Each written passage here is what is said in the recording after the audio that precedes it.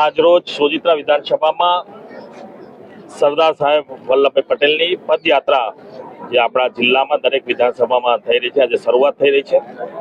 1875 31 ઓક્ટોબરના રોજ સરદાર સાહેબનો જન્મ થયો હતો। કરમસદ એમની કર્મભૂમિ છે। આણંદ જિલ્લામાં સરદાર સાહેબને સૌ આપણે જાણીએ છીએ અને પૂરા ભારત દેશમાં દરેક સમાજને એક સાથે એક તાંતને બાંધી 562 રજવાડાને જેમને 18 મહિનામાં એકત્રિત કરીને દેશને જે આઝાદી અપાવી હતી, સૌ કોઈ એમને યાદ કરીએ છીએ। 150મી જન્મ જયંતિ નિમિત્તે આજે પદયાત્રા સોજિત્રા મત વિસ્તારમાં તારાપુરથી શરૂ થઈ રહી છે। પૂરા ભારત દેશમાં દરેક વિધાનસભામાં આ રીતની પદયાત્રા થઈ રહી છે।